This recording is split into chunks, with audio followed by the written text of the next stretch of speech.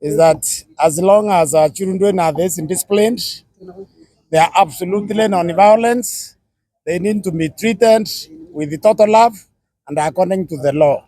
It is their right and Article 37 to picket, to demonstrate, to give authorities, to complain to the authorities. And you see, when you see the complaint that they are raising is very valid. They are saying that when we elect you, we don't also elect your spouse. They are also saying that when we elect you, we also don't expect you to create illegal offices which are not in the constitution, because these illegal offices are allocated money. They are saying that this money can pay our school fees. This illegal money you are allocating, it can buy medicine in our dispensaries, it can employ doctors, it can pay clinic officers. They are saying that when we build a house with 330 million, we don't expect you to renovate with the 660 million.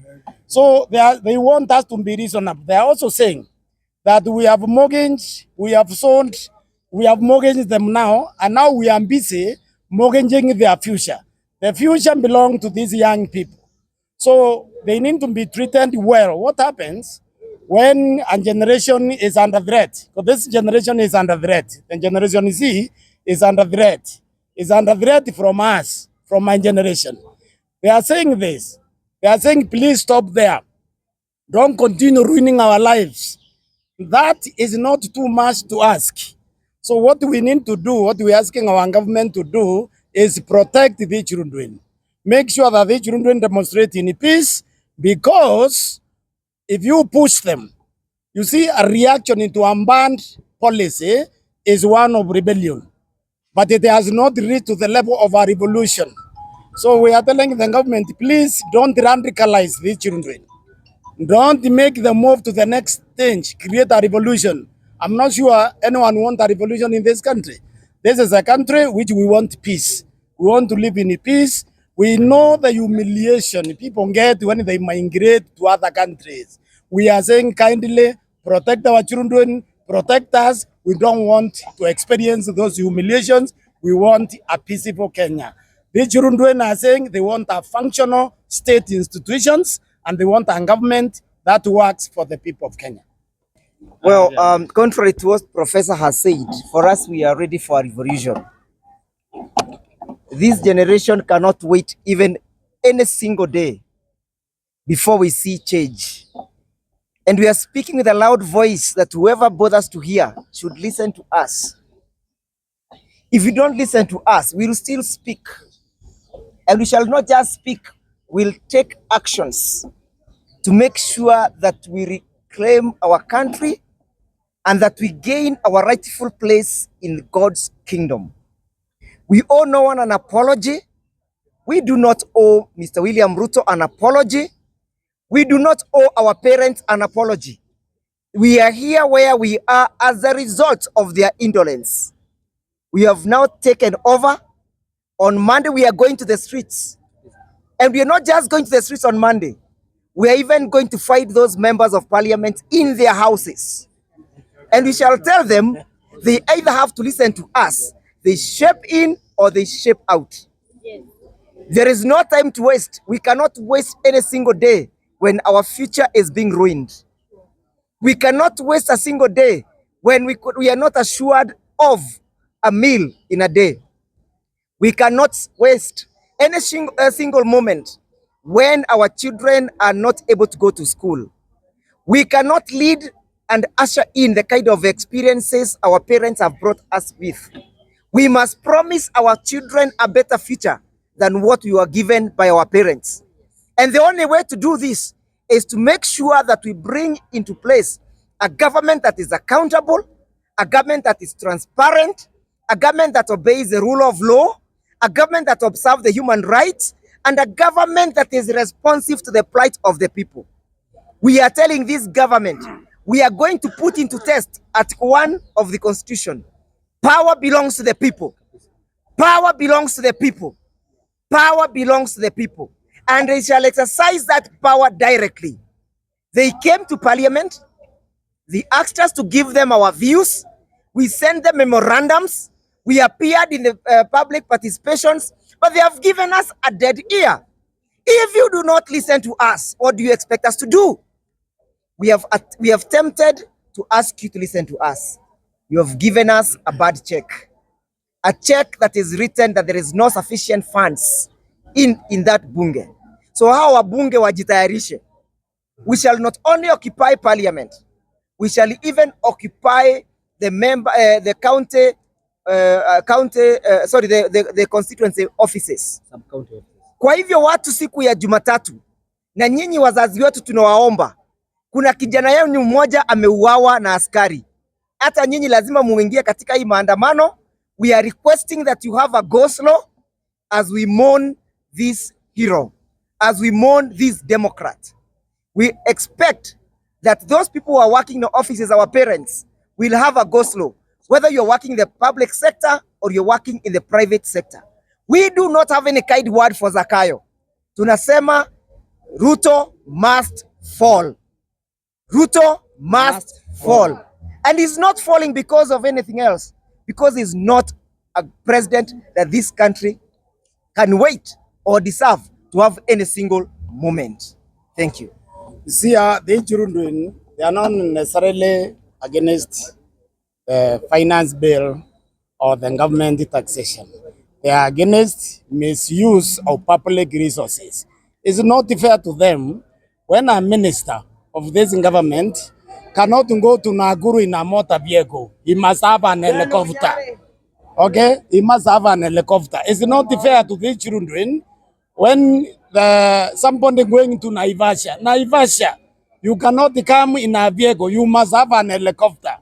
We are saying that remove all these helicopters. Okay? Let's have something called prudent financial management. They are asking for strategic application in budgeting, strategic application of their resources. So for us, if we don't listen, this young man who was speaking here, we don't listen, we will invite a revolution. I'm asking our government to listen. Asanti sana. Mimi naitwa Assumpta Wagoi wa Muiruri. Tuko hapa Kunste Hotel, tumekuwa na Limuru 3 ya kufana sana ambayo ilikuwa very well attended. Na sisi watu wa Nakuru, nikiwa mama county wa Nakuru ambaye anatetea mwananchi, tumekubaliana namna hii. MP wetu wote walivotia hii bill ya 2024-2025, hata kama tumetokea nje kwa maandamano, hata kama tumewaongelesha kupitia social media, tumetumia njia yoyote ile ya kuwaongelesha ili waweze kutusikiza. Tunataka kuwaambia power iko na mwananchi. Tuliweza kumpatia Arama yellow card, tukapatia Njoki yellow card kwa sababu ya kusaliti coalition ya Azimio, hawakusikia. Sasa wamesaliti Nakuru County kwa njia kubwa sana na kupitisha hii mswada. Tunawaambia tu namna hii. Sasa tunawapea nyinyi wote 11 of you yellow card. Na kwa sababu mnaonaga kama kukalia hizo viti ni viti vyenu, mtajua leo hii ni viti vya wananchi. Tunawatuma nyumbani asubuhi na mapema. After red card tunachukua signatures, mtajua power iko na mwananchi. Na tunasema namna hii, tarehe 7 mwezi wa 7 sote pamoja Azimio Coalition tumetangaza tutakuwa barabarani. Na hii Nakuru, UMPs, you shall experience the roughest time you have never experienced at any other time. Tuna mambo mengi ya kuambia, kuleni na mkumbuke tulisema mkae Nairobi. Kuanzia leo tumetangaza ya kwamba sisi watu ya Nakuru ni mayatima. Hatuna MPs, hatuna uwakilishaji, wachaneni na sisi, msituite hizo mikutano zenu, sijui mikutano ya sijui munaitaga aje. Hiyo munasemaga, marafu munaandika makaratasi munapitisha. We don't want that nonsense. We are so sick, we are so tired na hatuchoki. Na barabara tutaenda hadi muende manyumbani. Kura ni yetu, kura ni sisi, sisi ndio wananchi. Kwa majina naitwa Cynthia Wanini and I am here representing every young lady, every young person, every young man in this country.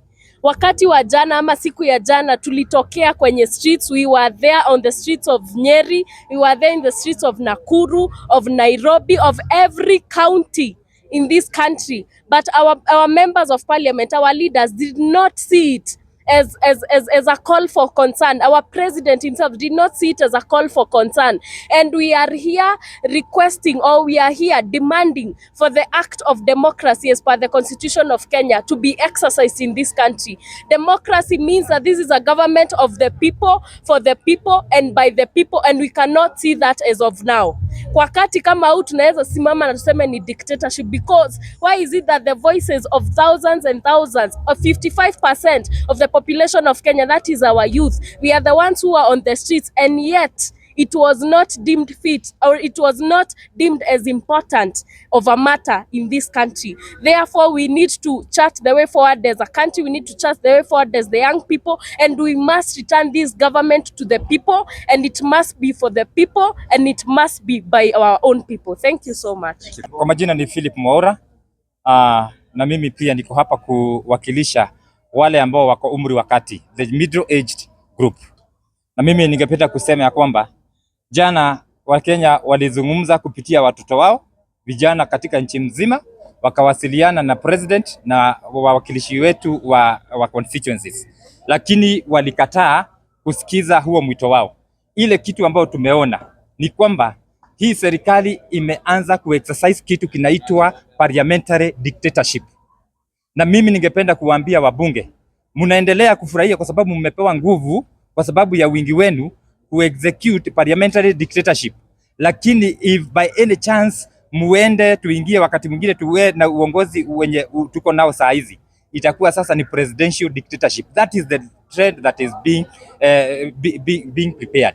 Hiyo ndio barabara ambayo inatayarishwa. Kwa kwamba saa hizi kama Wakenya tuko na parliamentary dictatorship, na tumeiona jana baada ya vijana kuongea na wananchi kuongea mkakataa. Sasa mnataka kutaalisha huyo mwingine akuwe presidential dictator. Na sisi kama Wakenya tumesema ya kwamba sisi hapa Nakuru hatuna viongozi kwa sababu hawakusikiza sauti zetu. Na Wakenya pia ningependa kuambia, kwa sababu ni pesa zilitumika kwa hawa wabunge wote kulazimika kupitisha mswada wa fedha ambao haukuwa unaungwa mkono na Wakenya. Tunajua ya kwamba karibia 2026 na 2025, hii pesa mutakuja kuleta kwa wingi kununua wananchi. Lakini tunawaambia wananchi, tafadhali msisahau ile njia ambayo mnapitishwa sasa hivi. Kwa sababu mtakuja mpewe pesa tukikaribia uchaguzi, msahau ya kwamba kuna shida mlikuwa mnapitia wakati mlikuwa mmepandishiwa kodi, alafu mjikute mmeingiza hiyo serikali. Tunasema tusimame kwa kauli moja, tuungane mkono na vijana ambao wameongea na wamesema ya kwamba wanataka kutetea wazazi. Tuseme ya kwamba hii serikali yote lazima tuipeleke nyumbani. Kama ni hapa Nakuru, wabunge wote 11 inaonekana hawakilishi wananchi, wanawakilisha mahitaji yao wenyewe. Kwa hivyo tutaanza safari ya kutafuta viongozi ambao watakuja kuwakilisha wananchi ambao waliwapigia kura, na hiyo ndio barabara ambayo itaweza kurejesha nchi katika sehemu ambayo ilikuwa. Asanteni.